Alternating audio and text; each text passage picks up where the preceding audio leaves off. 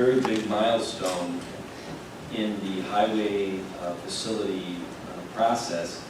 So I'm going to hand over to you guys. I think you got a little explanation and presentation to give. Yeah, so we know that this is a huge milestone for this project. This is sort of the last action here at the board before we get to start actually build this facility. So it's been a long time coming, way prior to when I was even here. So it's just a major undertaking. So we did put a few slides together to go through what the bid results were for everybody, hopefully clearly. And I'm going to let Jared sum up a little bit after you've had a chance to see the results. Yeah, so just as I said, wanted to recap the bids and bid process and just walk through where we are now that we have received bids and where that compares to budget. So we want to get into it. So bids were received on July 19th at 11 a.m. in this room. We had 31 total bidders for 5 contracts. That's fantastic bid numbers. The more people you can get to bid on your project, obviously the more competitive it's going to be. So we were at the benefit of good attendance at the bid. That resulted in 5 contracts being bid. Hold that up. Our low bidders for the general contractor was Russell P. LaCroix at $9,610,757,000. That was under budget, and that's going to be a trend here. So mechanical was Pipitone Enterprises for $1,301,000. Again, under budget. Landry Mechanical was on the plumbing for $1,841,300. Again, under budget. Electrical was Concord Electric. They're doing similar work with the design team on another very similar project, so it was nice to see them come in. We did receive one bid that was lower, but that contractor reviewed their numbers between our de-scoping process where we verify they're comfortable with their bid, and they did elect to withdraw their bid due to mathematical errors. This is, it was done within the regulated period of time to do so. This number came in at $2,077,200, and again, under budget, so all positives. And then the site contract, the low bid was Woodstone Earth with a value of $3,691,000. Again, 5 for 5 under budget. I like that. So very positive. We'll get into the why, but we'll walk through the budget a little bit. Yeah, so I added the next slide. So the way the you want I'll do the next slide. order. So Summary. just a general comparison of the budget versus the bid. So we've already run through the low bidders, and those are the values associated with each. There's also a co-op purchase. Our state contract item was the truck lifts for the mechanics and the associated equipment. Those are being purchased off of a cooperative purchase for $478,508. These are very significant lifts. It's we're still vetting the numbers. This is a budget number at this point, so this I'm sure will be a board item once we get those numbers finalized. But we're very comfortable with that number. And then our incidental budget, it's down a bit from where we were at the budget stage, and we'll get into the why for that as well. And then our construction contingency operates as a percentage of our construction dollars. So you're seeing less there just because it's a percentage of what came in with bid day. So our total project value is $23,017,092. When I hit the mouse, it'll get us to the next. I tried to channel my inner Mary Harrington with some of the animations. The budget versus bond, our budget/bond was $28,250,000 as discussed previously. Our project bid came in obviously well under that. totaling a $5,232,908 reduction from where we were at when we budgeted this. So very, very positive. And Pat will kind of recap in the next slide the comparisons to those numbers.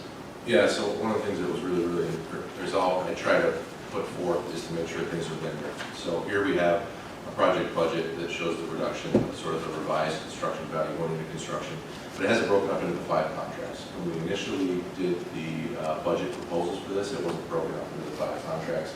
We did it a bit more generically, there was construction and whatnot. So I put together a slide, here it is, right over, that can take you back. So if you go look at our budget presentation, these are going to track more along those lines. So we have a proposed budget. If you go back, I did have to combine a new highway building and Cliff Jones into one value. In the original budget is 2. But if you add those 2 together, you get the value there. And then our original incidental budget and our original construction contingency, and then the bids going over. So this allows you to cross to compare. And you can see that, as Jared said, the incidental went down a little bit, the contingency went down a little bit, but the major one is related to the bids on that top new building construction. Cliff Jones is down at that 18 number. I just wanted to make sure it was easy for everybody to go back and review what we originally put together for the bond and relate it to how the bids came in, even though they're chopped up into probably different things. So this slide kind of does that. The other thing I want to touch on in here is in that original budget presentation, there was a value that sort of had everything that we wanted for the project for the long term. And in order to get to a better monetary place, we did some reductions. One of the major items in that reduction was the salt barn. The salt barn in our facility has some life left in it, but it doesn't have 30 years left in it. So with this much reduction in budget, as we move along through the construction project, I think there's going to be a point where we need to take a really hard look at that aspect that was eliminated from the original ask in order to get to a better position. Now that we've seen real savings, which we haven't made it through construction, but when we get to that point, under the same basis that it's important to do this project now, that 1.7 million that's there in 10 or 20 years is no longer going to be 1.7 million to replace that salt barn. You're never going to get better value than you will today on your dollar for that. So I just wanted to mention that we worked hard with Bill and Patty and the board and then the team here to get the budget down, even though it's still massively expensive, and some things were eliminated to do that as we move along through construction. This is one particular item that I think we'll at least revisit maybe a year down the road here and discuss possibly incorporating that back in to get value. Sure, and Pat, I think it was, I don't know, last week or the week before, I wrote an article about, I wanted to shout from the mountaintop, this was great news, right? And one of the things I said in that article was, okay, I'm not going to sit here and tell you that it's going to end up being exactly 23 million, because as you start to build the thing, you have contingencies, like you said. That contingency actually could be less than that. And what I've learned from the Jared, how you handle the sandbar, is you go along in construction, the unknowns become less and less and less. And you can start to manage, you say, I don't think we need that much contingency. We didn't hit some bedrock or whatever that we got to spend an extra $1 million on that we didn't know about. And the other one is change orders. It's kind of, everybody thinks change orders is, that's where contractors might make their money. This is a building that essentially is, I don't want to say it's a simple building, but I think the way the engineers who were kind of gumshoes on this type of building having done it for other municipalities. And I've seen how you guys manage projects. I just don't see a lot of change orders popping up. And those are the things that make you run over budget and all that stuff. I think this is good news. And last but not least, we have not, applied for one grant. It's a fact. The CFA is now, the deadline is hit, a little bit of an extension. I did have, lunch yesterday with a grant firm out of Buffalo who we're looking at because obviously the presentation we did a few weeks ago, or months ago, to get a grant firm to help us identify monies federally, state, all that stuff.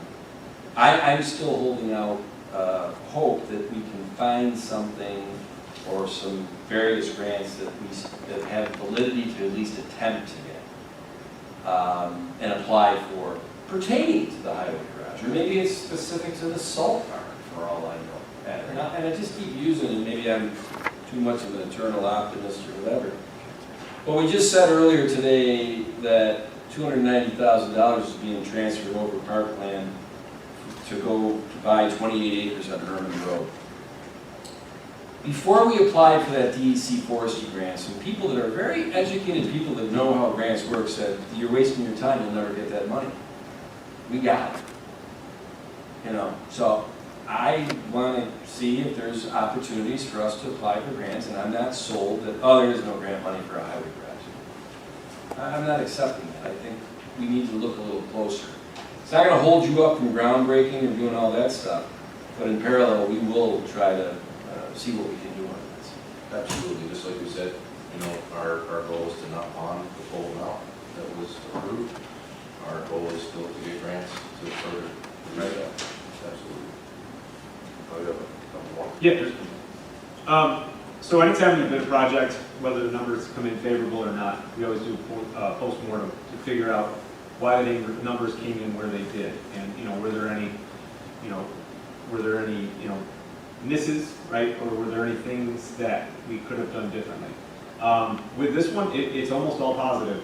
Cost reduction during design, which Pat talked about. His team didn't want to spend money frivolously on their project, so the building itself is what is needed, right? There's very nice aspects to the building, but it's a very functional, very modern building, but it's not over the top with finishes, things of that nature. So there were some savings there. There's going to be a lot of clicking, sorry. Reductions in incidental costs. A lot of that came from our construction management firm working with the architect and realizing that some of the services both of us provide overlapped a bit. So there was some savings that came back because of those discussions. Quality bid documents. This cannot be shouted from the mountaintops loud enough. Anytime you have a project that has quality documents with clear, concise scoping and direction, whether it's the specifications or the drawings itself, the contractors actually commented on this with almost everyone we de-scoped and said how good the drawings were, how clear and concise the direction was, there was no gaps in scope. So that's reflected in the numbers without a doubt. A confident bidder always bids more competitively. Active contractor procurement. Just like the picture shows, sometimes just picking up the phone and communicating with the bidders is what really gets them out there, gets them bidding on your jobs. There was a strategy put forth to break it into 5 contracts to kind of figure out how to get best value out of the bids. So again, this is just over communicating and basically selling the project to the bidders so that they'll come out and bid the project. And then the last, but there are more, favorable schedule. So this fit into the schedule of a lot of the contractors. Capitalizing on winter work for site contractors, not hitting in peak seasons for things like school construction. It's a clear open site and it's ready for work. That you definitely see on bid day. We did hear that in some of the meetings. So, yeah, all positives. So we're also at the benefit of some of the contractors self-performing almost all of the work. So you don't see that a lot, and there's a lot of money that's eaten up with subcontractors at that point. So again, there's many more reasons why the numbers came in so favorable, but these were the basics. Construction should be starting at some point this month. Very exciting, obviously, for the town. It's a tentative groundbreaking scheduled for later this month. I'm sure we'll work together with Pat and obviously the board to figure out what date makes most sense, and we'll go from there. And the last slide is really just any questions. Just jump in on the end there. He touched on it, the design team and stuff like that, but I want to personally say how happy and pleased I am with the performance of this team, Jared's team included. You don't get results like this very often. I think it speaks a huge amount across the board, and it's everybody, including the town board. Liaison started with Patty when we started this, directly with me. Started before me. Bill Abbott has been invaluable throughout the process. More recently, to get this done, Jared and his team, MRD, all these people putting these things together, getting this tight schedule. Our guys in the highway department. When he talks about a clean site, contractors come out there for a pre-bid and literally have a spot, 81,000 square foot big with nothing there to build a building. I've never seen that either. And they got all of our stuff, all of our operational things with the help missing feet out there in the street, getting everything done. So they work tremendously hard and dedication, and it just speaks to why this facility is needed and if they deserve it. So we work through all of that. And an example of a really high functioning team that I'll give, and it goes to somebody that isn't here, but I have a schedule for this project. The email with the scheduled dates of every step that has to happen, that was put together March 15th of this year. And it goes right down through, and the date for bonding for award of contract resolution for town board is August 3rd. From March 15th. That's an email from Mary. Yeah, no doubt. That's Mary Harrington's work. So she's watching tonight. I don't know. It's possible. I hope so.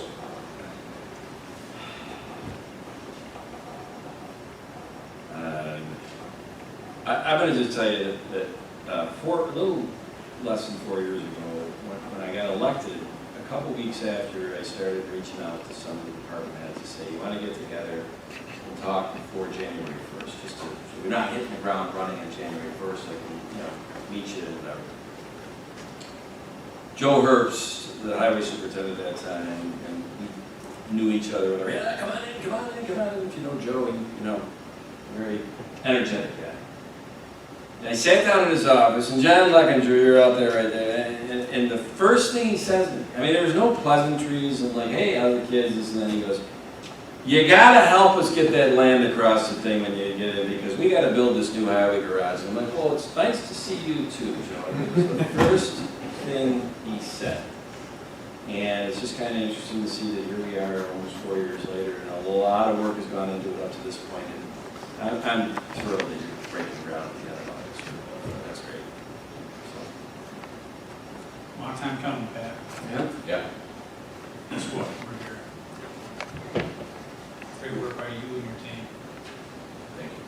You board members want to rattle these off and share these five? Or? I will start. I would move that we contract and authorize the supervisor to sign an agreement with Russell P. Lefroy for contract number 1, general of the town of Webster Highway Facility Project, in the amount of $9,610,757. Second. Councilwoman DeCaldi? Aye. Councilwoman Lynn? Aye. Councilman Cahill? Aye. Supervisor Flaherty? Aye. I would move to contract with and authorize the supervisor to sign an agreement with Landry Mechanical for contract number 2, plumbing of the town of Webster Highway Facility Project in the amount of $1,841,300. Second. Councilman Cahill? Aye. Councilwoman DeCaldi? Aye. Councilwoman Lynn? Aye. Supervisor Flaherty? Aye.